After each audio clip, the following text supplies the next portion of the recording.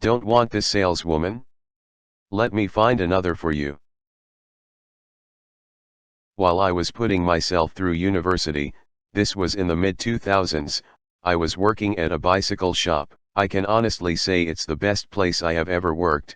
The owners treated their staff very well, and so the shop retained loyal, highly capable employees that made loads of high-end sales.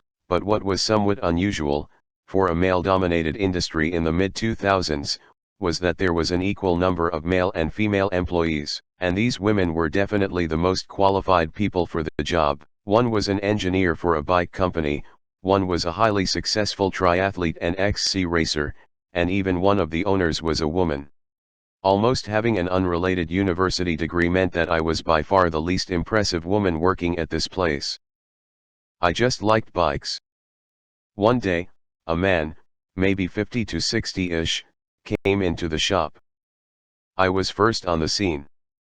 He said he was looking to buy a bike, and so I started going through the usual probing questions to determine what kind of bike he was looking for. Simple questions like, did he ride on the road or trails? Even the most incapable salesperson could use the answers to these questions to point this guy in the right direction, but he seemed highly resistant to talking to me or answering my questions. He finally said, is there someone else I could talk to? Maybe he just didn't like my sales approach, or maybe I seemed too young to be knowledgeable. But since he didn't even give me a chance to prove myself, and seemed to be staring longingly at my busy male colleagues, I had a hunch that he didn't think a woman was capable of selling him a bike. So, I smiled and said, of course. Lucky for me, there weren't any idle male employees in sight, so I grabbed one of the other women that I worked with, quietly letting her know my suspicions about this guy. Before I was even out of earshot, I hear this man agitatedly say, I need someone else. Suspicions confirmed. So, we purposely seek out yet another extremely capable female employee to help this man. When he sees her approach, he shouts, just let me speak to your manager. So, in struts the owner, who is very eager to join our malicious compliance stunt, with a beaming smile on her face. I'm the owner. What can I do to help you today, sir? The utter defeat on his face is something I will never forget. Edit, thank you for all of the awards. For those of you asking if he bought a bike, he half-heartedly let the owner help him for a few minutes, but was very abrasive and left without purchasing anything. She didn't deem it a loss for the business. And to everyone suggesting he was looking for a solution for his sore nether regions, I doubt it.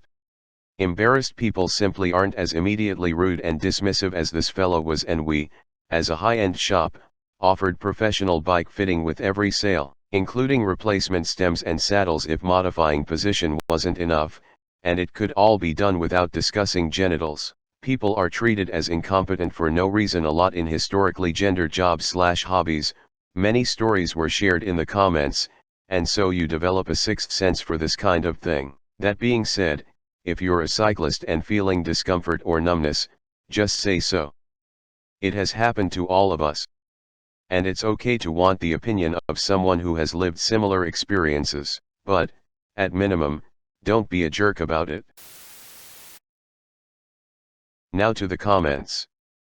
I just had this happen yesterday. Older guy comes into my shop and asks my parts guy for a salesman, so, he calls my office and tells me there's a guy looking for a salesman, with a snicker. I walked to the showroom and said, hi there, what are we looking for today? And he says, do you have any salesmen here? I said, I'm the only salesperson here, and I'm the sales manager, can I help you find something? He just shook his head and walked out. Whatever. Any potential customer who acts like that right off the bat is undoubtedly going to cause problems if they buy from us, so it's better that he didn't want to buy from me. That's a useful attitude. If a customer is going to be a jerk right from the start of your relationship, don't be too worried about the money they aren't spending with you. We're not going to retire off any single transaction, and we don't actually need your money are important things to remember, I think.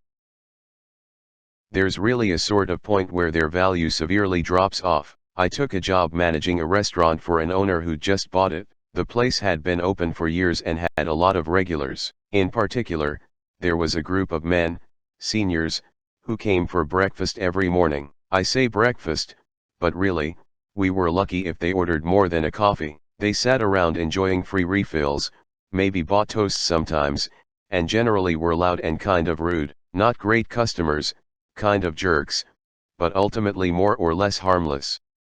So, they got a pass. Until one day one of them was angry that his toast wasn't cooked to his very exact specifications.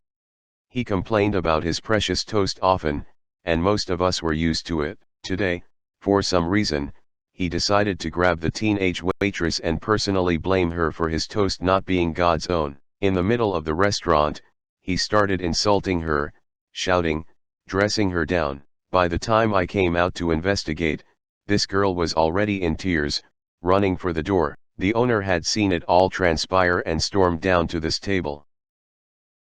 "Out!" he shouted at them.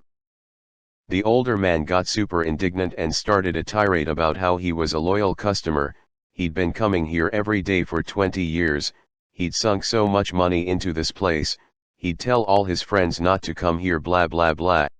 You spend $2.60 a day on coffee and toast, do you know what it costs me to hire employees? I don't need your bus fare, get out.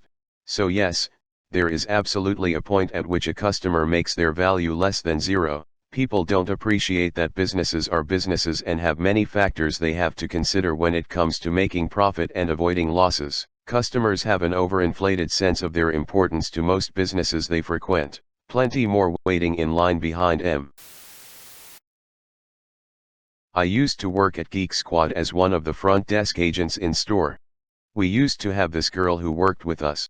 She was 5'0" and maybe 100 pounds. She was super knowledgeable, a hard worker and had great people skills. Every once in a while she'd have to deal with some sexist ass who would ask to speak to a real Geek Squad agent. She would usually handle this tactfully and they would eventually let her help them. But one time this one guy wouldn't let her help him and refused to let her even speak to him and told her she had to go get a guy to help him. She came to the back and told us what was going on. One of my co-workers told her not to worry and he's got this. He goes out there and starts talking to him in the most flamboyant voice he could manage.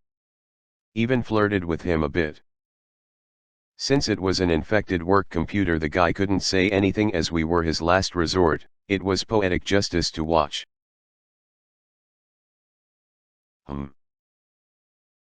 I've also seen this play out with male tech. "Oh, I'm sorry sir, that seems to be a bit too advanced for me to deal with. I'll ask my colleague female tech to take over." Happened when I worked weekends at Lowe's all the time. I worked in hardware/tools.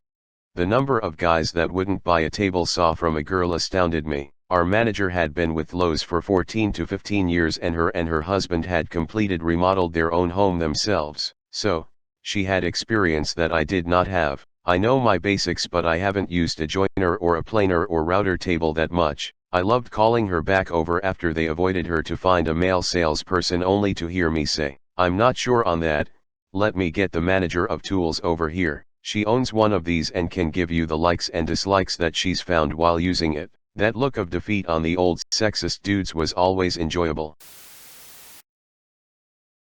This was such a daily occurrence where I worked. One time a guy came in, insisted on talking to the mechanics, who were busy. I said I could help and picked up a wrench. He said, "I didn't know girls could work on bikes too." I let slip, "Yeah, my vagina doesn't get in the way at all." Luckily, he laughed, but dang. Unlike your male co-workers, you almost never get your testicles caught in the chain. I don't think that's a thing. At least I hope that's not a thing.